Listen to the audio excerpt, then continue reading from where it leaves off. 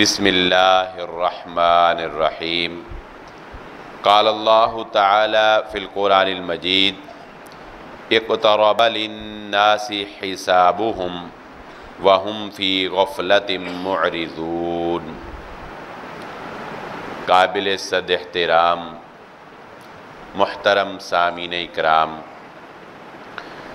ہر قسم کی تعریفات اس خالق مالک ارض و سماوات کے لیے اور لاکھوں کروڑوں درود و سلام آپ محمد مصطفیٰ صلی اللہ علیہ وآلہ وسلم کی ذات اقدس پر۔ آج کی ہماری گفتگو جو ہے وہ مختصر دو شخصیات کے حالات زندگی کے بارے میں ہوگی بس، کیونکہ کسی بھی ایسے انسان کی حالات زندگی جاننا بہت ضروری ہوتا ہے جس نے ایک کامیاب زندگی گزاری ہو۔ آپ نے دیکھا ہوگا بڑی بڑی شخصیات پر کتابیں لکھی جاتی ہیں، ان کی تاریخ پیدائش کو یاد رکھا جاتا ہے۔ بعض بڑی شخصیات کی تاریخ پیدائش پر ملکوں کے اندر چھٹیاں کر دی جاتی ہیں، کسی کی وفات پر چھٹی کی جاتی ہے، ان کے حالات زندگی کو دہرایا جاتا ہے، ان کے اقوال کو دہرایا جاتا ہے، کس لیے کہ ایک قوم ان کو ایک کامیاب انسان سمجھتی ہے اور ان سے اپنی آنے والی نسلوں کو کامیابی کے راز اور کامیابی حاصل کرنے کے طریقے سکھاتے ہیں۔ اصل کامیاب لوگ تو وہی ہوئے کہ جن کو اللہ رب العزت کے ہاں اتنا مقام و مرتبہ حاصل ہو جائے کہ دنیا میں ہی ہمیں اس بات کا پتہ چل جائے کہ اللہ رب العزت ان سے راضی ہو گیا ہے۔ اصل کامیاب تو وہی ہے جو جہنم سے بچا لیا گیا اور جنت میں داخل کر دیا گیا،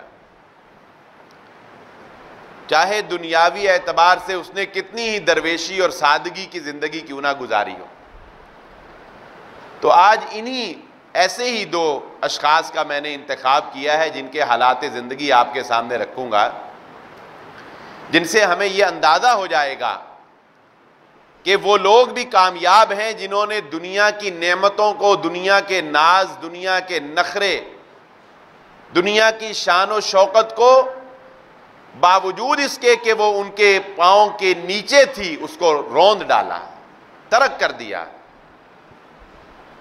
پہلی شخصیت حضرت محمد الرسول اللہ صلی اللہ علیہ وآلہ وسلم کے یہ جان نثار صحابی حضرت مصعب ابن عمیر رضی اللہ تعالیٰ عنہ کی شخصیت ہے۔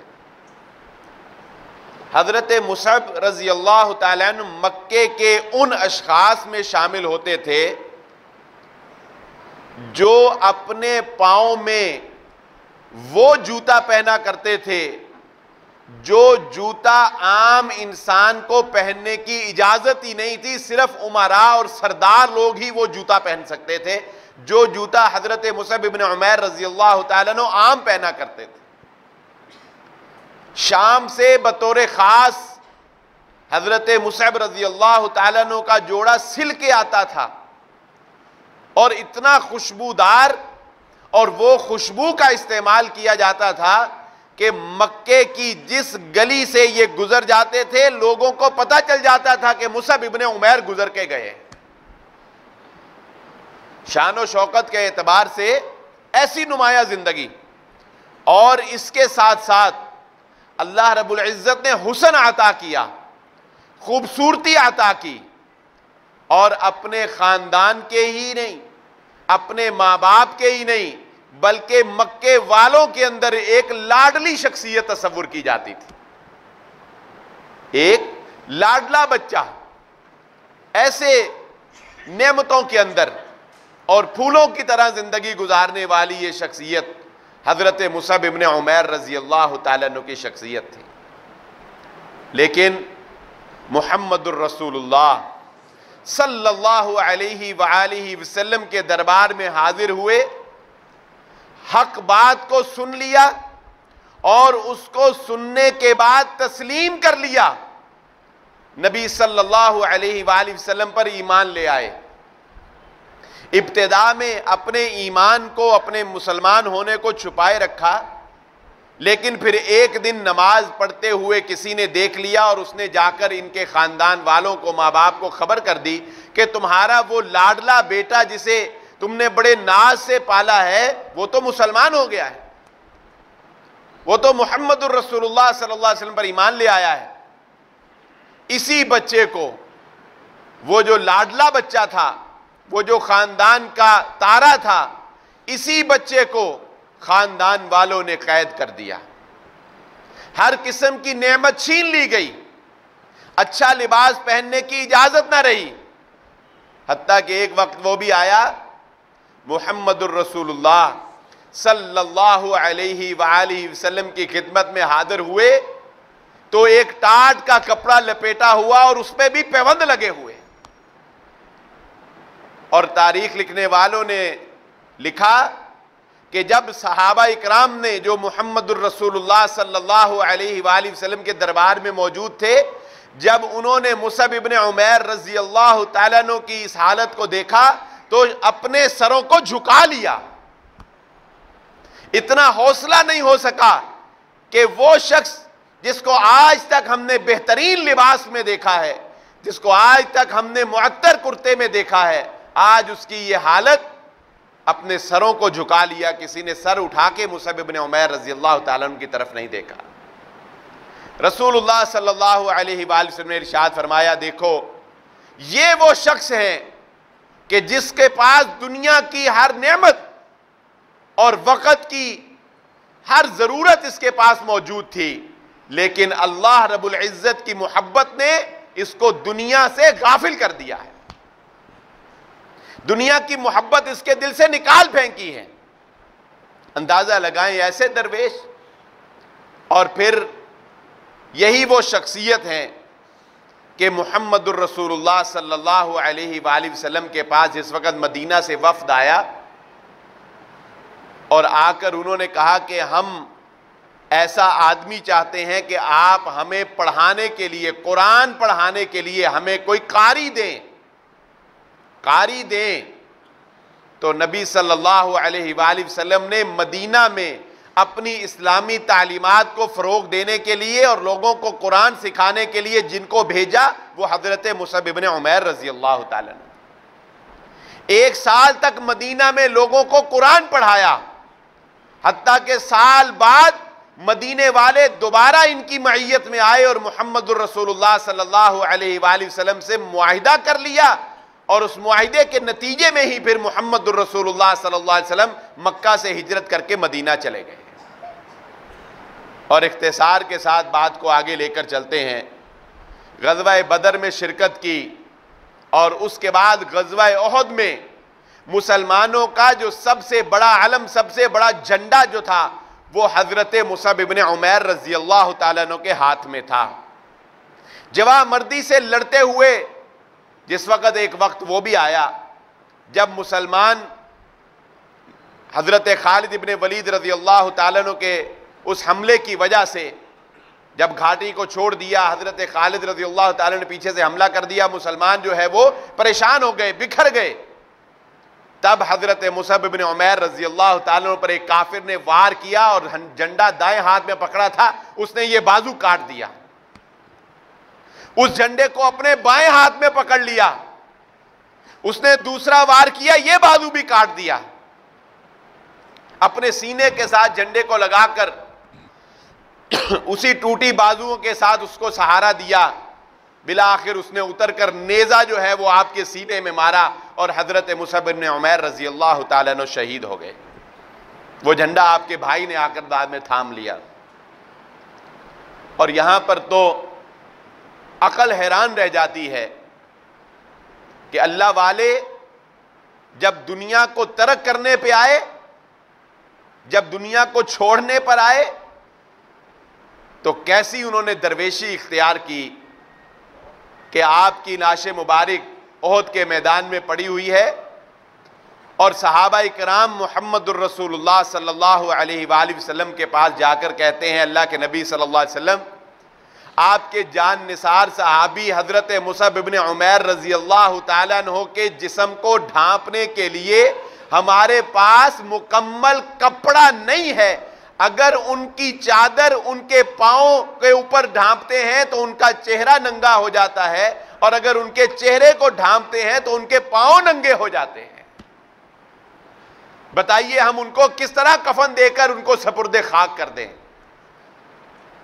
کوئی اندازہ لگا سکتا ہے کہ یہ وہ شخصیت تھیں جن کے لباس اور جن کے پہناوے کے بارے میں ابھی آپ کے سامنے مثال رکھ چکا ہوں۔ نبی صلی اللہ علیہ وسلم نے فرمایا ان کے سر کو ڈھانپ دو اور چادر پر گھاس ڈال کر ان کو سپرد خاک کر دو۔ کامیاب لوگ، ہماری نظر میں کامیابی کا معیار کیا ہے؟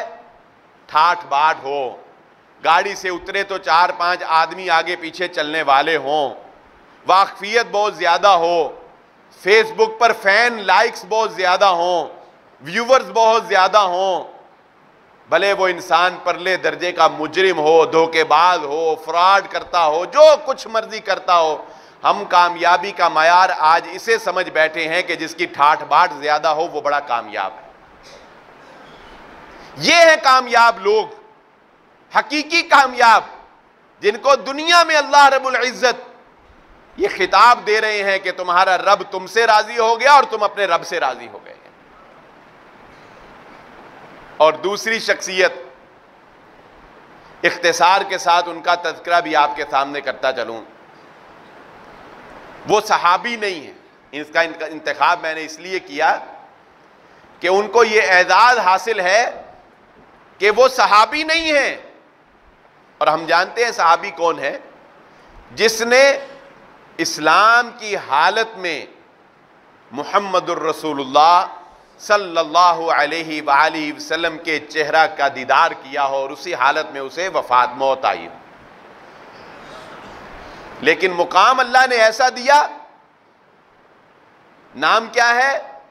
حضرت اویس قرنی رحمہ اللہ تعالی۔ حضرت عمر ابن خطاب رضی اللہ تعالیٰ عنہ نے اپنے بندوں کی ڈیوٹی لگا رکھی تھی کہ حاجیوں کے جب بھی وفد آتے ہیں نا تو ان میں سے اگر یمن سے آنے والا کوئی بھی وفد آئے تو تم نے مجھے لازماً بتانا ہے، کوئی یمنی وفد آئے گا تو تم نے مجھے فوراً خبر کرنی ہے۔ چنانچہ پھر ایک سال ایسا ہوا کہ یمن سے ایک وفد آیا اور فوراً آ کر حضرت عمر بن خطاب رضی اللہ تعالیٰ عنہ کو نمائندے نے خبر دی کہ وہ جو آپ نے میرے ذمے ایک ڈیوٹی لگائی تھی تو میں آپ کو یہ بتاتا ہوں کہ یمن سے ایک وفد حج کرنے کے لیے آ گیا ہے۔ حضرت عمر رضی اللہ تعالیٰ عنہ کہا فوراً جاؤ پتہ کرو کہ اس میں قرن قبیلہ بھی ہے۔ پتہ کیا گیا اس میں قرن قبیلہ بھی ہے، کہا اس میں ایک اویس نام کا آدمی ہوگا، اس کو میرے پاس لے کے آؤ۔ حضرت اویس قرنی رحمہ اللہ تعالیٰ کو حضرت عمر ابن خطاب رضی اللہ تعالیٰ عنہ کے پاس بلایا گیا۔ حضرت عمر رضی اللہ تعالیٰ عنہ نے پوچھا تمہارے جسم پر ایک وہ سفید پن جو ہے، برس کی بیماری جو ہے وہ تھی، تم نے اللہ سے دعا کی، اللہ نے تمہیں شفا عطا فرما دی، اب صرف 1 درہم کے برابر اتنا سا نشان جو ہے وہ تمہارے جسم پر باقی ہے، کیا یہ بات درست ہے؟ اس نے کہا جی بالکل، میں ہی اویس نام کا آدمی ہوں اور یہ بات جو آپ نے مجھے پوچھی ہے یہ بات بھی بالکل درست ہے، میرے ساتھ ایسے ہی ہوا، مجھے وہ بیماری لاحق ہوئی، میں نے اللہ سے دعا کی، اللہ نے مجھے شفا عطا فرما دی، ایک سپاٹ جو ہے وہ درہم برابر باقی میرے جسم پر ہے۔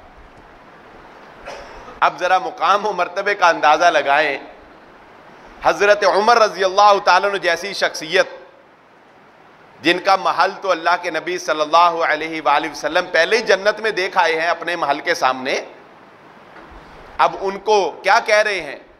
حضرت عمر کہتے ہیں اچھا تو پھر تم میرے لیے بخشش کی اللہ سے دعا کرو۔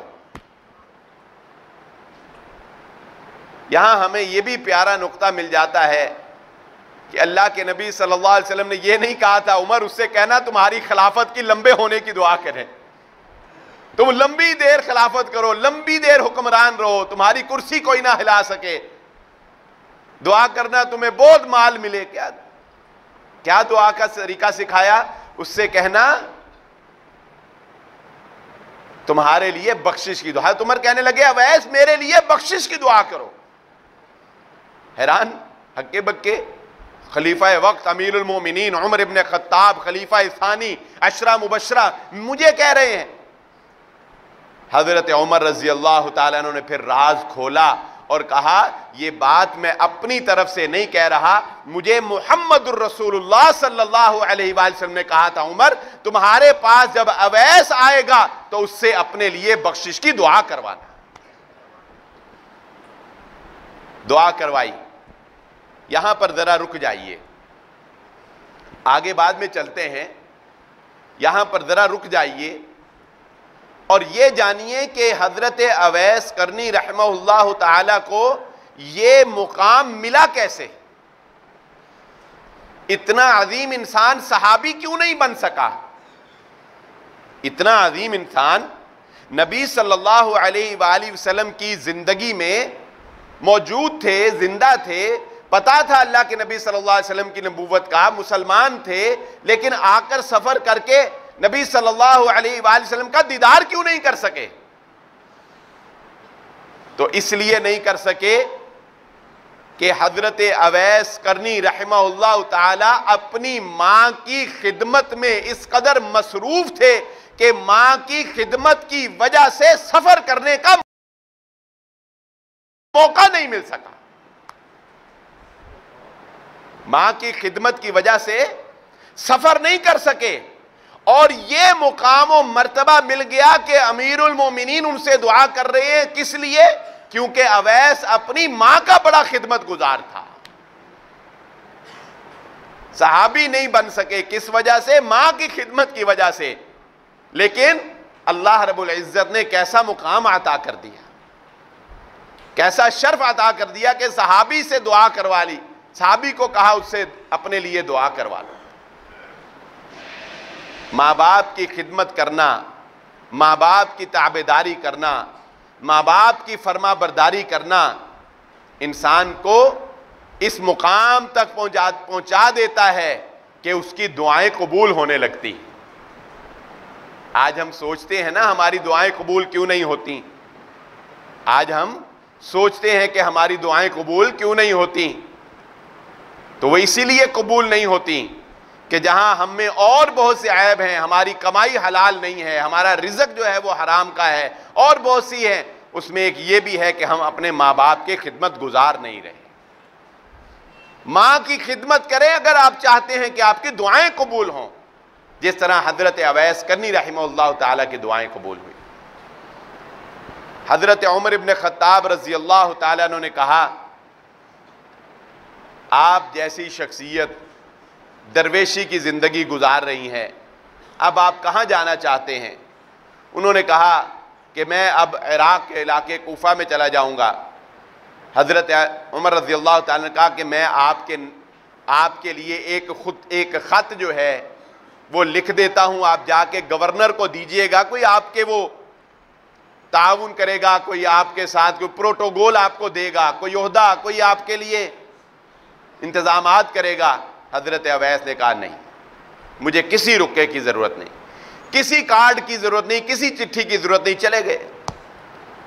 اگلے سال گورنر آیا حج کرنے کے لیے، حضرت عمر رضی اللہ تعالیٰ عنہ کو پتا چلا حضرت اویس قرنی رحمہ اللہ تعالیٰ کے علاقے کا جو گورنر ہے وہ حج کرنے کے لیے آیا، اس کو بلایا، اس کو بلا کر کہا وہ تمہارے علاقے میں ایک اویس نام کا آدمی ہے، کیا حال ہے اس کا؟ اس نے کہا جی وہ تو بیچارہ ماڑے حال ہے، درویش سادہ سے زندگی گزارتا ہے، کوئی اس کو جانتے پہچانتے نہیں، رہتا تو ہے لیکن سادہ سا درویش سا بندہ ہے، کوئی ایسی خاص بات ہی نہیں۔ حضرت عمر رضی اللہ تعالیٰ عنہ نے اس گورنر کو نبی صلی اللہ علیہ وآلہ وسلم کا یہ فرمان سنا دیا، یہی حدیث کہ اویس سے اپنے لیے بخشش کی دعا کروانا، یہ سنائی۔ اب جب حج کے سفر سے گیا، واپس گیا، جاتے ہی اس نے سب سے پہلے حضرت اویس کرنی کا دروازہ کھٹکھٹایا، ان کے سامنے جا کے بیٹھ گیا، کہتا ہے میرے لیے بخشش کی دعا کریں۔ حضرت اویس کہنے لگے عجیب آدمی ہے، حج کر کے تو آیا، تو میرے لیے بخشش کی دعا کر۔ لوگ حاجیوں سے دعائیں کرواتے ہیں نا، تو حج کر کے آیا، میں تجھے کہوں تو میرے لیے، کہ تو مجھے کہہ رہا ہے میرے لیے بخشش کی دعا کر۔ وہ گورنر کہنے لگا جی نہیں، میں اگرچہ حج کر کے ہوں لیکن آپ میرے لیے دعا کریں۔ حضرت اویس کرنی رحمہ اللہ نے پھر اس کو کہا کہ بھئی آپ میرے لیے دعا کریں نا، آپ حج کر کے آئے ہیں۔ وہ کہتا ہے جی نہیں، میں نے آپ سے ہی دعا کروانی۔ تو حضرت اویس کرنی رحمہ اللہ تعالیٰ نے پھر اس کو پوچھا اچھا یہ بتاؤ، جب تم حج کرنے گئے تھے تو عمر سے ملاقات ہوئی تھی رضی اللہ تعالیٰ عنہ؟ اس نے کہا جی بالکل میری عمر رضی اللہ تعالیٰ عنہ سے ملاقات ہو گئی ہے۔ تو حضرت اویس کرنی رحمہ اللہ تعالیٰ پہچان گئے کہ اصل میں اس کو وہ حدیث جو ہے نبی صلی اللہ علیہ وسلم کی وہ بتا دی ہے۔ تو پھر حضرت اویس کرنی رحمہ اللہ تعالیٰ نے اس کے لیے بھی بخشش کی دعا کی۔ اور اگلی بات اس سے بھی زیادہ حیران کن ہے اور اس سے بھی زیادہ دلچسپ ہے، اور اللہ کے بندے اور اللہ کے درویش لوگوں کی مثال ہے کہ جب گورنر تھا، اب ظاہر ہے اس سے بھی راہ نہیں جاتا تھا، تو اس نے اس کو بتا کہ یہ تو ہمارے درمیان تو ایک ایسا مرد درویش بیٹھا ہوا ہے، ہمیں پتہ ہی نہیں ہے۔ اب کوئی اگلے دن آ رہا ہے دعا کروانے کے لیے، کوئی اس سے اگلے دن آ رہا ہے دعا کروانے کے لیے، کوئی اس سے اگلے دن آ رہا ہے دعا کروانے کے لیے، مشہور ہو گئے نا۔ تو حضرت اویس کرنی رحمہ اللہ، تاریخ میں لکھا کہ حضرت اویس کرنی رحمہ اللہ تعالی نے جب یہ دیکھا کہ لوگوں نے میرے گھر کے باہر دعائیں کروانے کے لیے ایک سلسلہ ہی باندھ لیا ہے، تو حضرت اویس کرنی رحمہ اللہ تعالی وہاں سے بھی ہجرت کر کے کسی اور مقام پر چلے گئے۔ اور کہاں گئے اس کے بعد حضرت اویس کرنی رحمہ اللہ تعالی کے حالات زندگی تاریخ میں نہیں لکھے جا سکے۔ اس کے بعد وہ حالات زندگی تاریخ میں نہیں لکھے جا سکے۔ یہ مختصر سی زندگی تھی کن کی؟ حضرت اویس کرنی رحمہ اللہ تعالی کی۔ یہ دو شخصیات، ایسے اور بہت سے واقعات ہیں تاریخ کے اندر، اور محمد الرسول اللہ صلی اللہ علیہ وآلہ وسلم کے جان نثار صحابہ کے اندر، لیکن یہ دو واقعات ہمیں اپنی زندگیوں کا مشاہدہ کرنے کے لیے اور اپنے حالات زندگی پر نظر دوڑانے کے لیے میں سمجھتا ہوں کافی ہیں کہ جتنا ہم لوگ دنیا کی محبت، دنیا کی نعمتوں کے اندر اور دنیا کی آسائشوں کے اندر اپنے آپ کو غافل کر بیٹھے ہیں اور اپنے دل کو غافل کر بیٹھے ہیں۔ محمد الرسول اللہ صلی اللہ علیہ وآلہ وسلم نے ارشاد فرمایا لو کانت الدنیا تعدل عند اللہ جناح بعوضہ، اگر یہ دنیا اللہ رب العزت کی نگاہ میں ایک مچھر کے پر کے برابر بھی حیثیت رکھتی ہوتی تو اللہ رب العزت کسی کافر کو ایک گھونٹ بھی پانی کا پینے کے لیے نہ دیتا، لیکن چونکہ اللہ کی نگاہ میں اس دنیا کی کوئی اہمیت نہیں ہے، اس لیے کافروں کو نعمتیں اور کافروں کو آسائشیں مل رہی ہیں، لیکن ما لہم فی الآخرۃ من خلاق، آخرت میں ہمارے پاس ان کے لیے، ان کو دینے کے لیے کچھ نہیں ہوگا۔ محمد الرسول اللہ صلی اللہ علیہ وآلہ وسلم چارپائی، کھجور کی بنی ہوئی چارپائی کے اوپر لیٹے ہوئے، اور اس کھجور کی بنی ہوئی چارپائی پر لیٹنے کی وجہ سے آپ اب بھی اگر دیکھیں کسی ایسے بغیر بستر کے آپ چارپائی پر لیٹیں اس طرح، تو اس کے نشان جو ہیں وہ جسم کے اندر پیوست ہو جاتے ہیں نا، نشان ایسے جسم میں نشان بن جاتے ہیں۔ تو حضرت عمر ابن خطاب رضی اللہ تعالیٰ عنہ، آپ بالا خانے پر تھے، حضرت عمر رضی اللہ تعالیٰ عنہ تشریف لائے، نبی صلی اللہ علیہ وآلہ وسلم اٹھ کر بیٹھے، تو حضرت عمر رضی اللہ تعالیٰ عنہ ان نشانات کو دیکھ کر آپ کی آنکھوں میں آنسو آ گئے۔ حضرت عمر رضی اللہ تعالیٰ عنہ کی آنکھوں میں آنسو آ گئے، اور کہنے لگے اللہ کے نبی صلی اللہ علیہ وسلم وہ قیصر و کسریٰ کے امراء اور رؤساء کافر، اللہ کے نافرمان، اور ان کے لیے وہ تخت و تاج، اور آپ محمد الرسول اللہ صلی اللہ علیہ وسلم اللہ کے محبوب بندے، اور آپ کا یہ عالم۔ اللہ کے نبی صلی اللہ علیہ وسلم نے فرمایا عمر پریشان ہونے کی ضرورت نہیں ہے، ان کے لیے اللہ نے دنیا میں ہی سب کچھ رکھ دیا، اور ہمارے لیے اللہ نے آخرت میں نعمتوں کو تیار کر رکھا ہے۔ ان کو جو کچھ دینا تھا اللہ رب العزت نے دنیا میں دے دیا، ہمارے لیے اللہ رب العزت نے آخرت میں سامان تیار کر رکھا ہے۔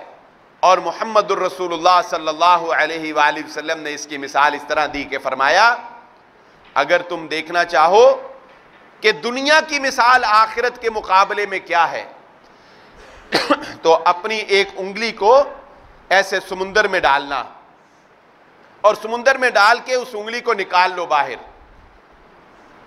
اور جب انگلی کو نکالو گے تو تمہاری انگلی کے ساتھ کتنا لگا ہوا پانی ہوگا، کتنا کو پانی ہوگا؟ فرمایا وہ پانی جو تمہاری انگلی کے ساتھ سمندر سے باہر آ جائے گا وہ تمہاری دنیا ہے، اور وہ ٹھاٹھے مارتا ہوا تحت نگاہ جو سمندر ہے سمجھ لو کہ وہ آخرت ہے۔ یہ صرف ایک مثال دے کر محمد الرسول اللہ صلی اللہ علیہ وآلہ وسلم نے سمجھانے کی کوشش کی کہ اے انسانوں یہ دنیا ہے اور یہ آخرت ہے، اس 60-70 سالہ زندگی کی خاطر اپنی ہمیشہ والی زندگی خراب نہ کر لینا۔ کیوں انسان اتنا ظالم ہو جاتا ہے؟ کیوں انسان بھائیوں کا حق مار لیتا ہے؟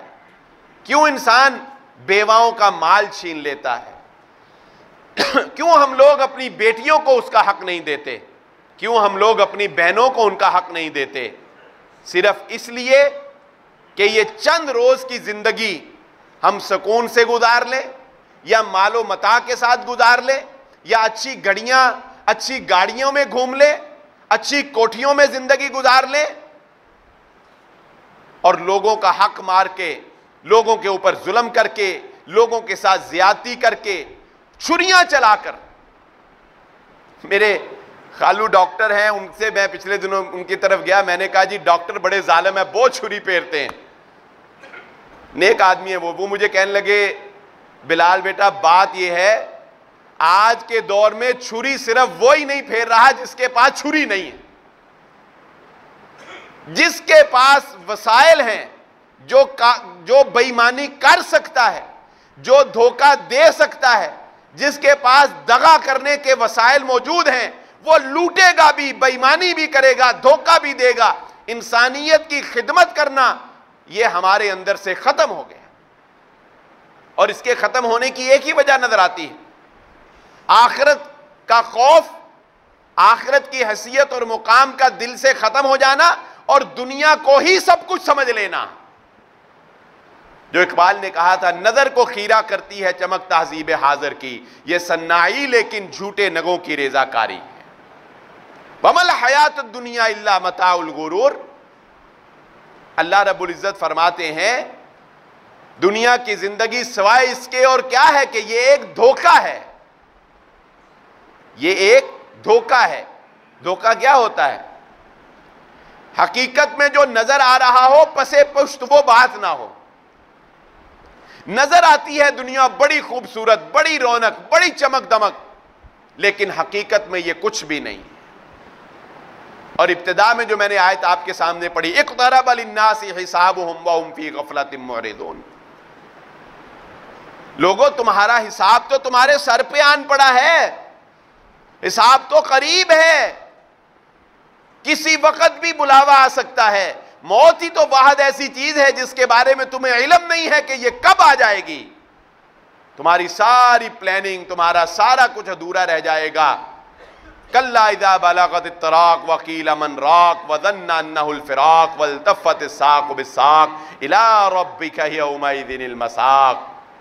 بیٹھے بیٹھے تم پر اٹیک ہوگا اور تم کہو گے نہیں نہیں بلاؤ بلاؤ بلاؤ، اس کو بلاؤ اس کو بلاؤ اس کو بلاؤ، اور وہ جس کے اوپر یہ نزا کا عالم طاری ہوگا وہ کہہ رہا ہوگا کلا اذا بلغت التراق وقیل من راق، وہ کہہ رہا ہوگا کوئی فائدہ نہیں ہے آج بلانے کا، وظن انہ الفراق، میری جدائی کا وقت آ گیا ہے۔ والتفت الساق بالساق، اس کی پنڈلی سے پنڈلی ٹکرا جائے گی. فلولا اذا بلغت الحلقوم وانتم حينئذ تنظرون ونحن اقرب الیہ منکم ولکن لا تبصرون. اے انسان، اگر تجھے یہ لگتا ہے نا کہ دنیا میں بڑی طاقت ہے، بڑی شان ہے، بڑی ٹھاٹ واٹ ہے، تیرے پہ کوئی زور نہیں چلتا، تجھے کوئی ہاتھ لگا کر دکھائے، تجھے کوئی بات کر کے دکھائے، تجھے کوئی نیچا کر کے دکھائے، تجھے کوئی ہرا کر دکھائے، اچھا تجھے لگتا ہوگا کہ تو بڑا طاقتور ہے. ہم تجھے بتاتے ہیں تیری اوقات اور تیری حیثیت کیا ہے. تیرا بندہ، تیرا اپنا، تیرا پیارا، تیرا باپ، بیٹا، بھائی، دوست، کوئی بھی تیرا اپنا تیرے ہاتھوں میں ہوتا ہے. ہم تیرے ہاتھوں سے اس کی روح نکال کر لے جاتے ہیں. اتنا ہی طاقتور ہے، روک کے کیوں نہیں دکھاتا؟ اتنا ہی طاقتور ہے، روک کے کیوں نہیں دکھاتا؟ ہم تجھے بتاتے ہیں حقیقت حال کیا ہے. نحن اقرب الیہ، ہم اس وقت اس مرنے والے کے تجھ سے زیادہ قریب ہوتے ہیں، لیکن تجھے نظر نہیں آ رہے ہوتے. تیری کیا حیثیت ہے؟ تیری کیا اوقات ہے؟ تو اس دنیا کی چند روزہ زندگی کے اوپر اکڑتا ہے. اس دنیا کو ہی سب کچھ سمجھ بیٹھا ہے. یہ دنیا جو ہم نے ہی تجھے عطا کی ہے. اللہ یبسط الرزق لمن یشاء ویقدر، ہماری عطا کے بغیر تو اس کو حاصل بھی نہیں کر سکتا تھا. ینال الفتى من عیشہ وہو جاہل ویقدی الفتى فی دہرہ وہو عالم. ایک شاعر ہے عربی کا، اس نے کہا ینال الفتى من عیشہ وہو جاہل. آؤ میں تمہیں بتاتا ہوں حقیقت حال کیا ہے. میں نے کئی ایسے نوجوان دیکھے، کئی ایسے انسان دیکھے جو دنیا کے اندر عیش و عشرت کی زندگی گزار رہے ہیں. وہو جاہل، پرلے درجے کے جاہل، انگوٹھا چھاپ، سگنیچر نہیں کرنے آتے ہوں گے اپنے، کوئی ڈگری نہیں ہوگی ان کے پاس. بلکہ پچھلے دنوں ایک میں یہ چھوٹے چھوٹے کلپس آج کل آتے ہیں، آپ نے بھی دیکھے ہوں گے، کلپس دیکھ رہا تھا تو اس میں انہوں نے یہی بات باور کروائی کہ دنیا میں کتنے ایسے ہیں جنہوں نے ترقی کی. کوئی کالج سے بھاگا، کوئی یونیورسٹی سے بھاگا، کسی کو کہیں سے نکالا، کوئی جیل میں گیا، کوئی کہیں گیا، کوئی کہیں گیا، اور آج دنیا کے نامور انسان، دنیا میں نام پیدا کیا. ینال الفتى من عیشہ وہو جاہل. کتنے ہی ایسے نوجوان عیش و عشرت کی زندگی گزاری، جاہل تھے پرلے درجے کے. وَيُقْدِ الْفَتَى فِي دَهْرِهِ وَهُوَ عَالِمٌ. کتنے ہی ایسے نوجوانوں کو میں نے دیکھا، بڑا علم تھا، بڑا فن تھا، مگر دنیا کے اندر دھکے کھاتے رہے، پریشان زندگی گزار گئے. اور اگر یہ رزق انسان کو اس کی عقل کی بنیاد کے اوپر ملتا، یہ دنیا اگر انسان کو اس کی ذہانت کی بنیاد پہ ملتی، تو جانوروں کو تو ایک وقت کا کھانا بھی کھانا مشکل ہو جاتا ہے، وہ تو زندہ ہی نہیں رہ سکتے. جانوروں کے پاس تو انسانی عقل نہیں نا، ان کے پاس تو انسان جیسا فہم نہیں نا، لیکن کھا کر اپنا پیٹ بھر کر زندگی گزار رہے ہیں. تو شاعر نے ایک مثال دے کر سمجھایا کہ انسانوں، کبھی یہ نہ سمجھنا کہ یہ دنیا تم اپنی عقل سے کما رہے ہو، یہ تو اللہ کی عطا ہے، یہ تو اللہ کا انعام ہے. کوئی یہ نہ سمجھے کہ اسے حرام کمانے کے بڑے طریقے آتے ہیں اور وہ حرام کما کے امیر ہو سکتا ہے. نہیں، یہ تو اس کی ڈھیل ہے کہ جو حرام کما رہا ہے اس نے اس کو ڈھیل دے دی. بنی اسرائیل کی ایک چھوٹی سی روایت آپ کو سناتا ہوں. بنی اسرائیلی روایات اس طرح کی ملتی ہیں، مختلف راہبوں کے واقعات کہ ان کے اوپر الہام ہوا کرتے تھے. اس کی تصدیق اللہ کے نبی صلی اللہ علیہ وسلم نے بھی کی. تو روایت میں آتا ہے کہ ایک راہب نے اللہ رب العزت سے